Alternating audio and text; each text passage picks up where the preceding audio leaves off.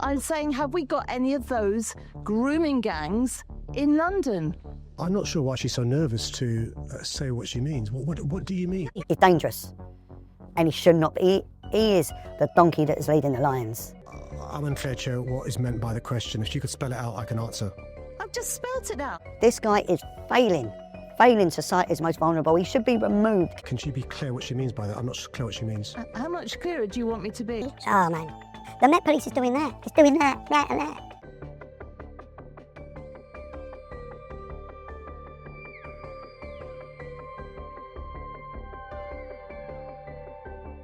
My name's John Wedger. I'm a retired Metropolitan Police detective.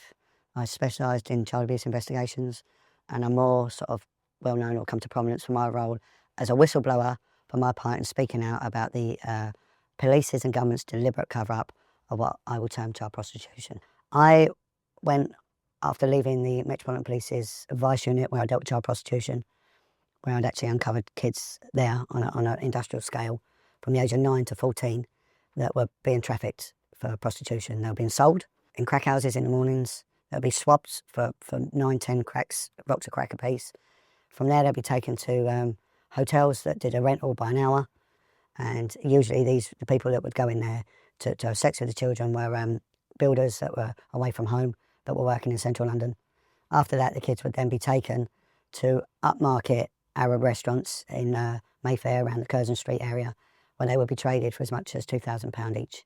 And that was happening on a daily basis. This was circa 2004 to 2007. When I submitted intelligence reports of what was going on, I was threatened by a senior officer for Scotland Yard telling me that if I ever mentioned what I'd uncovered, I would lose my home, my job and my children. I would be thrown to the wolves, and it must not and will not ever get out. If it does, it will. The Metropolitan Police, past, present and future, it will never ever get out. After that, I left that unit. That case had 36 young children that were all subject to care orders that were, like I said, from the age of 9 to 14 that were being pimped out.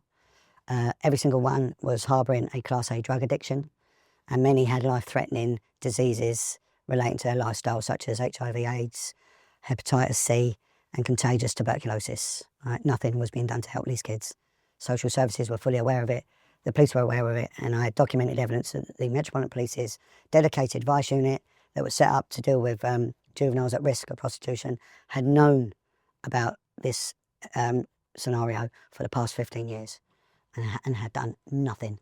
One of the homes, if I can find it, I just found it a minute ago, it had here, this one here, I spoke to a guy in there called Andre. He was the manager of the home. I said, how many kids you got? He said 6. I said, and how many do you lose at the weekend to prostitution? And out of the 6, he said 5. Social services knew about it. The police's missing persons knew about it. Nothing was ever done about it. Nothing was ever done. One of the boys that was involved, he was in such advanced stages of AIDS, a young boy in his very, very early teens, subject to a care order, placed into a care home for his own safety. He was being picked up and he was being pimped out. This boy was so sick, he sometimes had to be carried into a car, an awaiting car, to be taken off to be pimped out. And he had open sores in his, relevant areas. And as far as I'm aware, he died shortly after his name was provided. Within 10 minutes, I'd found 10 children. 10 children that were being pimped out.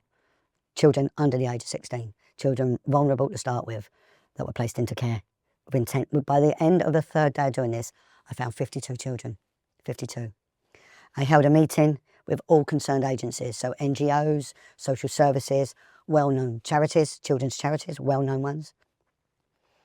And I invited along the Missing Persons Unit, I invited along the Clubs and Vice Unit, and I invited along other child protection units. Only the Missing Persons Unit turned up.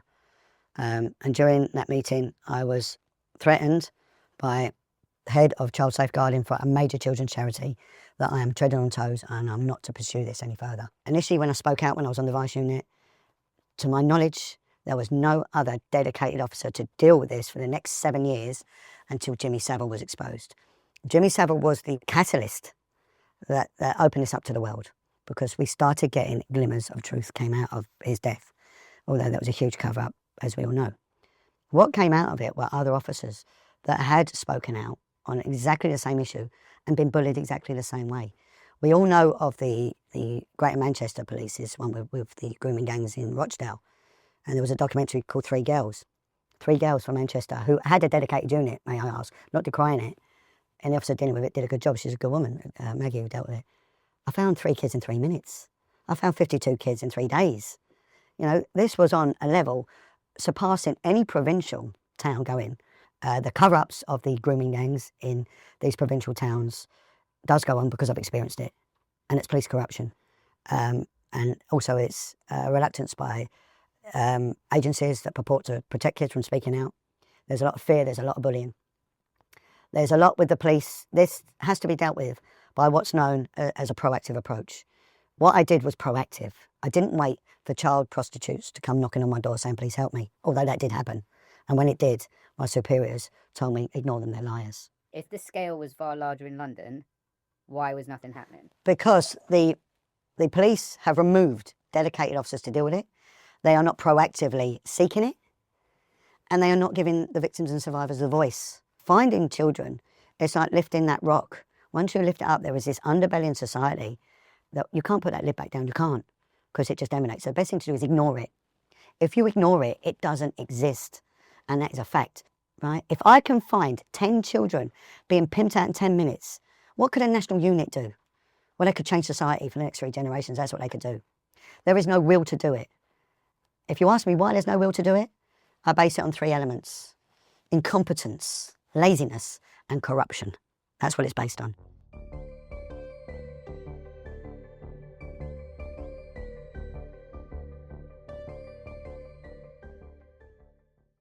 I wanted to show you a video, which is Sadiq Khan being asked about a grooming gang. Yeah, please.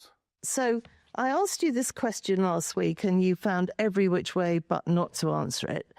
Just how many grooming gangs have we got in London? So the situation in London in relation to young people being groomed is different to the parts of the country. Again, dismissive language, straight away dismissive language. Your words, not mine, to be used in county lines. Grooming gangs that I would call rape gangs. Tell me about them. How many of those have we got? Not country lines, those particular groups. To avoid any misunderstanding, can she define what she means by that? Unbelievable. Yes. If you look at what's gone on in Rotherham, where there are people taking young girls, grooming them for sex, that is what I'm talking about. We know in London there are issues about exploitation of young people, but they're not as defined by the member in her definition of what those types of gangs are. So are you saying we haven't got the same sort of gangs that are in Rotherham, Bradford and lots of other places in the country? Just fully misunderstanding. What does she mean? Please. It's all over the television. You know exactly what I mean by that. This man is a commissioner for policing and crime for London. Girls for sex. Do we actually have those in London? Today we need to give a full answer. Can she be clear what she means by that? Oh, man. How much clearer do you want me to be?